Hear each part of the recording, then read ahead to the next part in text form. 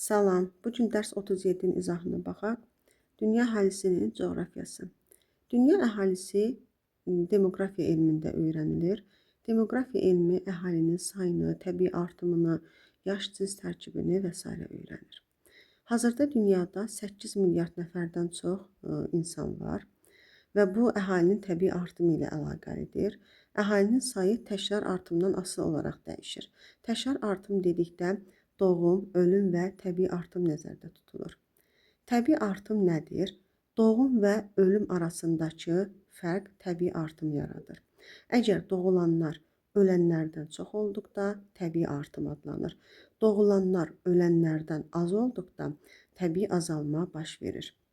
Dünya üzrə əhalinin artımı hər 1000 nəfərə düşən artımla hesablanır.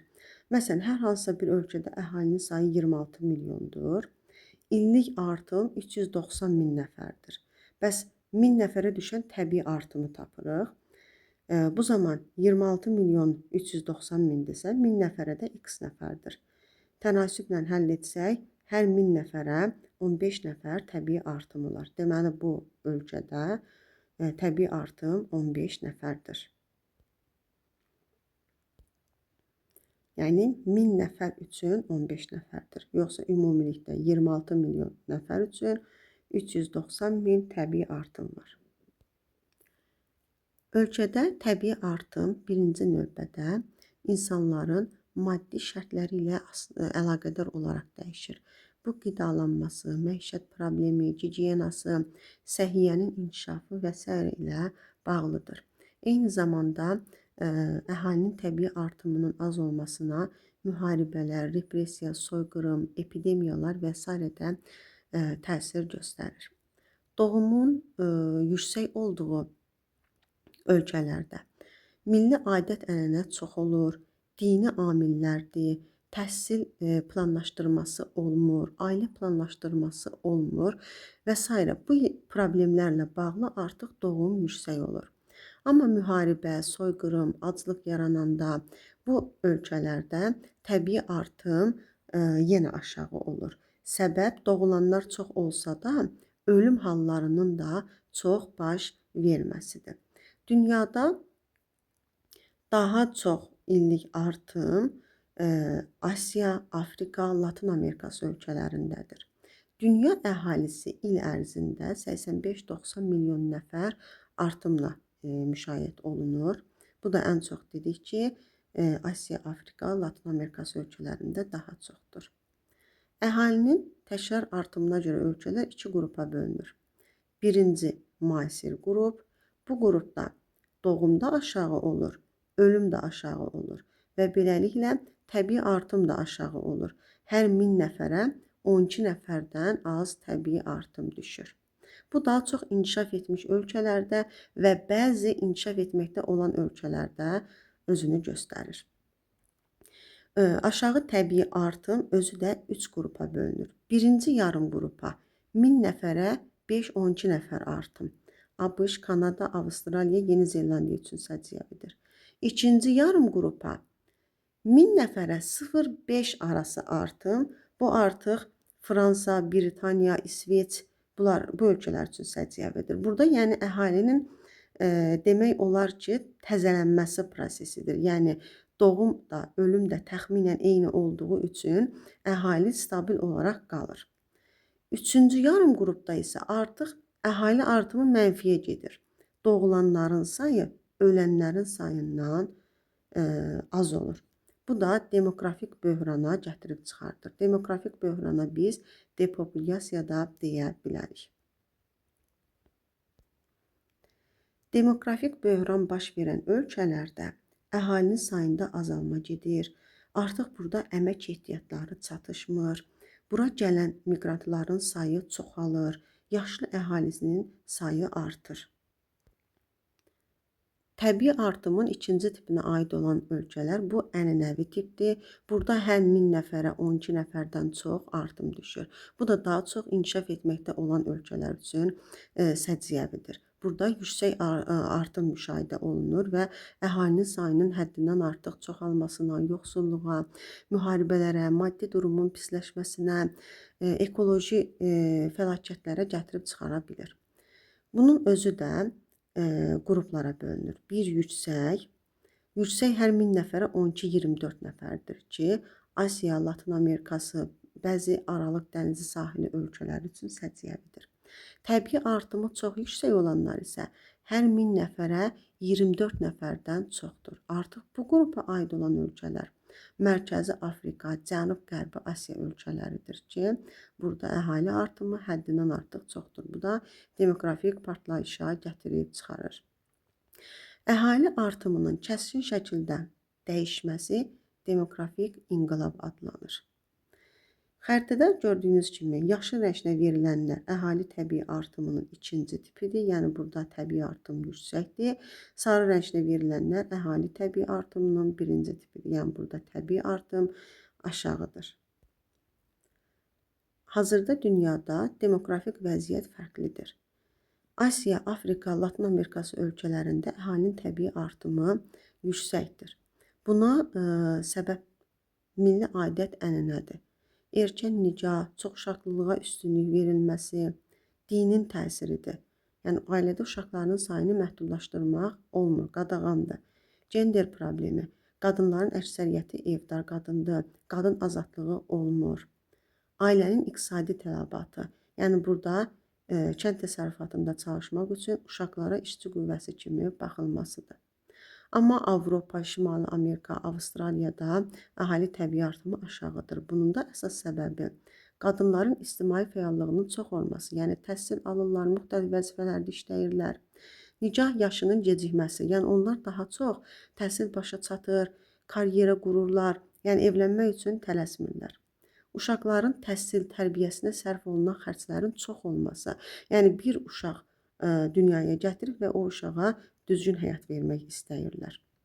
Ailə təməlləri zəif olur, hər kəs azad yaşamaq istəyir və s. kimi xüsusiyyətlər əhali artımına mənfi təsir göstərir. Region ölkələrində doğum, ölüm və təbii artım səviyyəsi iqtisadi inkişafdan asılı olaraq dəyişir. Bu proses demoqrafik keçid adlanır. Demoqrafik keçid 4 mərhələdən ibarətdir. Birinci mərhələdə təbii artım aşağı olur.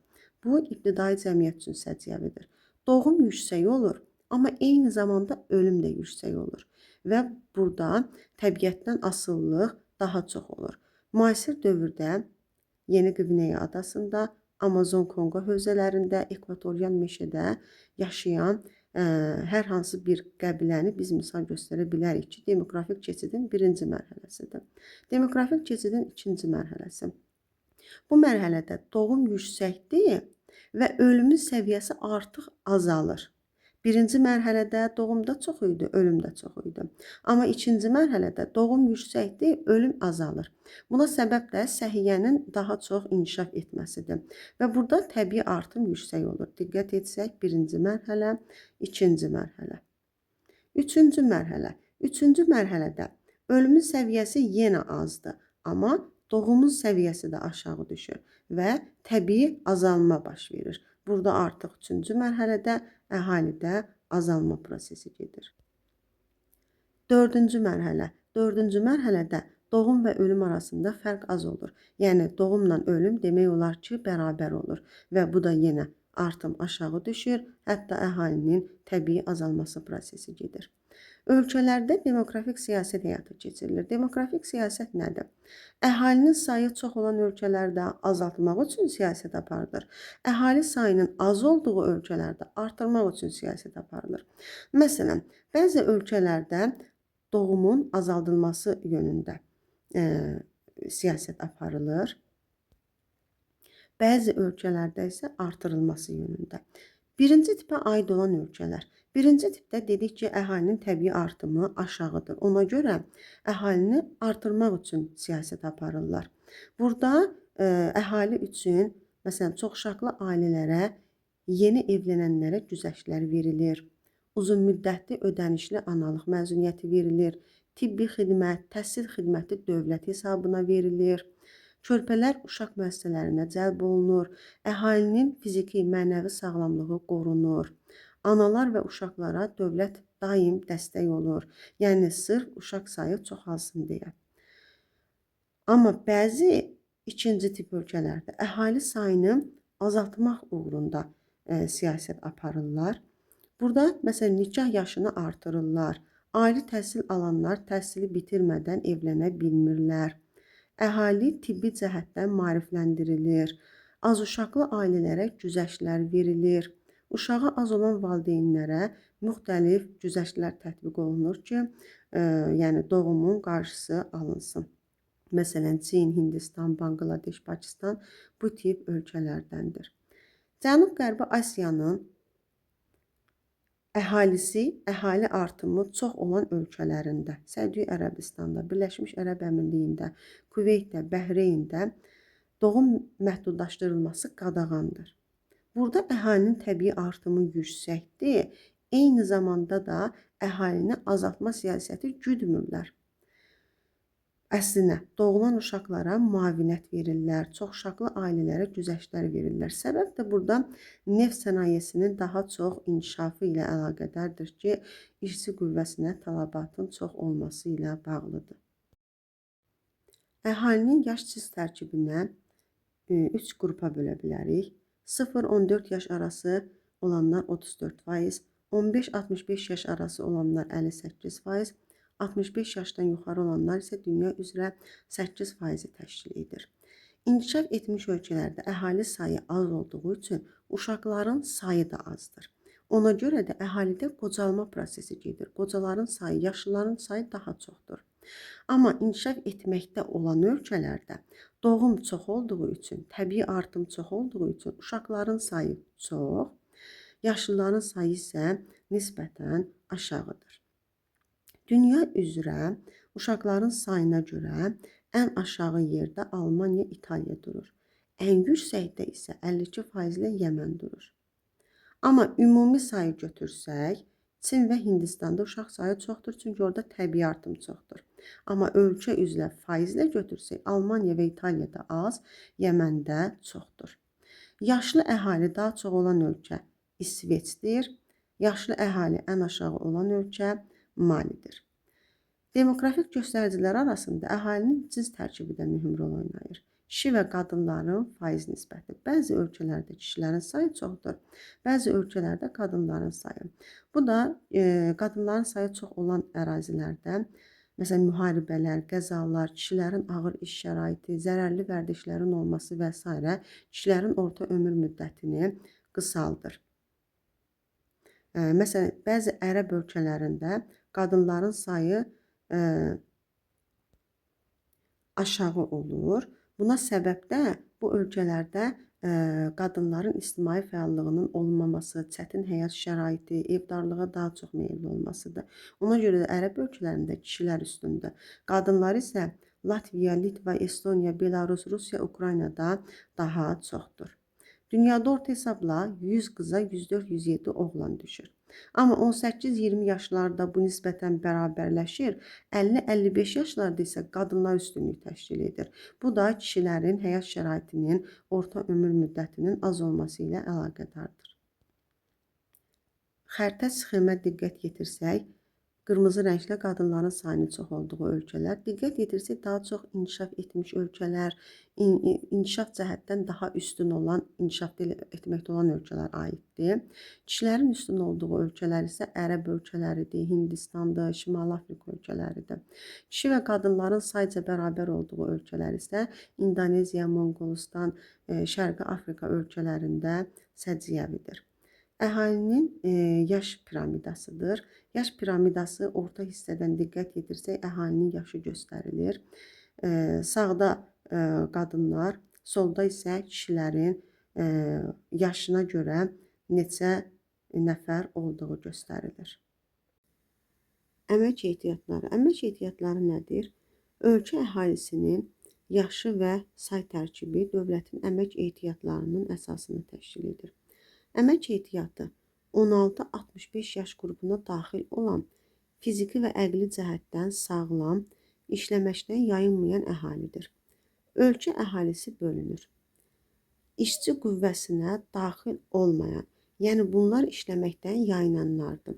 Yaşı 16-65 yaş arası olan, fiziki və əqli cəhətdən sağlam olan, amma işləməyən, işləməkdən yayınan, adı heç bir məşğulluq orqanında getməyən insanlardır. Sonra əmək ehtiyatlarına bölünür. İşləmək qabiliyyəti olanlardır və əmək qabiliyyəti olmayan, bura 16 yaşa qədər uşaqlar, 65 yaşdan çox olan təqaüdçülər və fiziki və əqli cəhətdən sağlam olmayan insanlar daxildir. Əmək ehtiyatı özü iki yerə bölünür. İqtisadi cəhətdən fəal əhali. İqtisadi cəhətdən fəal əhali, yəni hal-hazırda işləyən. İşsizlər isə iqtisadi cəhətdən işləmək qabiliyyəti var, amma iş axtarır, iş tapa bilmir. Bunlar isə işsizlər adlanır. Hər hansısa ölkənin iqtisadi inkişafının əsas göstəricilərindən biri işsizlik səviyyəsidir. İşsizlik səviyyəsi necə tapılır? İşsizlərin sayını, diqqətli olun, işsizlərin sayını əmək ehtiyatlarının sayına bölürük, ümumi əmək ehtiyatlarının sayına bölürük və 100-ə vururuq. İşsizlik səviyyəsi 7-8%-dən artıq olduqda artıq bu inkişaf etmiş ölkələr üçün yox, daha çox geridə qalmış ölkələrə uyğun gəlir. Yəni işsizlik səviyyəsi 3%, 4%, 5% olduqda bu ölkə üçün müsbət hal kimi dəyərləndirilir. Amma 7-8%-dən artıq olduqda artıq işsizlik səviyyəsi yüksək qiymətləndirilir. Tapşırığa baxaq. Ölkə əhalisi 10 milyondur. Bundan 3,5 milyonu 16 yaşa qədərdir, yəni uşaqlar. 2 milyonu təqaüdçülərdir, yəni 65 yaşı keçmişlər. 0,5 milyon nəfəri işləməkdən yayınanlardır. 0,6 milyon isə iş axtarandır, yəni işsizlərdir. İşsizliyin səviyyəsini soruşur. Biz ilk növbədə işsizlik səviyyəsini tapmaq üçün işsizlərin sayını əmək ehtiyatlarının sayına bölməliydik. Gəlin işsizlərin sayını tapaq. Əhali nə qədərdir? 10 milyon. Bunun 3,5 milyonu uşaqlardır. 2 milyonu təqaüdçülərdir, 0,5 milyonu işləməkdən yayınanlardır. Cəmi nə qədər elədi? 6 milyon. 10 milyon əhalidən 6 milyon əhalini çıxdıq, yerdə qaldı 4 milyon. Deməli, 4 milyon əhali bizim əmək ehtiyatımızdır. Əmək ehtiyatımızdır. Bəs bunlardan nə qədəri işsizlərdir? 0,6 milyonu. Deməli, işsizləri əmək ehtiyatına bölürük. 0,6 milyonu 4-ə bölürük, 100-ə vururuq, 15%. Demişdik, 7-8%-dən çox olsa, işsizlik səviyyəsi yüksək qiymətləndirilir. Yəni, orada işə ehtiyac çoxdur. Ölkədə əmək qabiliyyəti olmayan əhali sayının iqtisadi cəhətdən fəal əhali sayına olan nisbəti demoqrafik yük adlanır. Dünya üzrə hər 100 nəfər fəal işçi 70 nəfər uşaq və təqaüdçünü demək olar ki, təmin edir. Əmək ehtiyatının əsas göstəriciləri kəmiyyət göstəriciləri və keyfiyyət göstəriciləridir. Kəmiyyət göstəriciləri ümumi olaraq saydır, yaş tərkibidir, cins tərkibidir, artım sürətidir. İlk növbədə əhalinin təbii artımından, miqrasiyadan asılı olaraq bu dəyişə bilir. Yüksək təbii artım və immiqrantlar, yəni ölkəyə gələnlər əmək ehtiyatlarının da sayının artmasına təsir göstərir.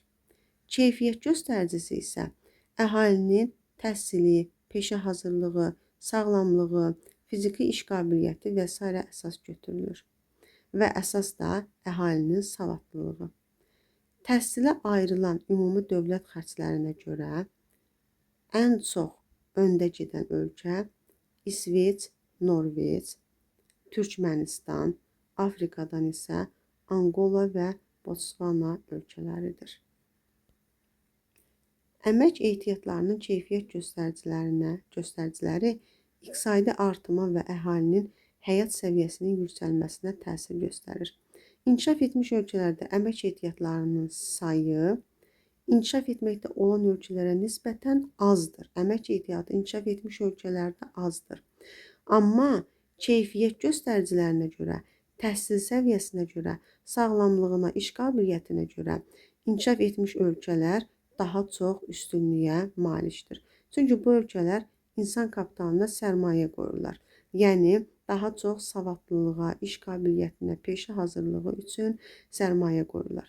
İnkişaf etməkdə olan ölkələrdə isə əmək qabiliyyətli əhalilər arasında savadsızların payı çoxdur.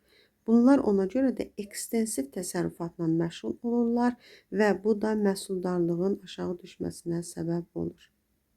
Savadlılıq ilk növbədə yeni texnologiyanın yaradılması, tətbiq edilməsinə maneçilik törədir.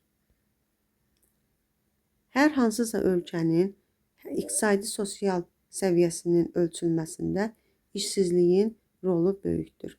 İşsizliyin üç növü var: friksion, struktur və dövrü işsizlik. Friksion işsizlik nədir?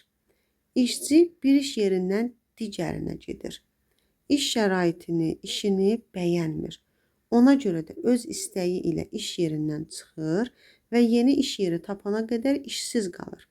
Bu, friksion işsizlikdir. Bəs struktur işsizlik nədir?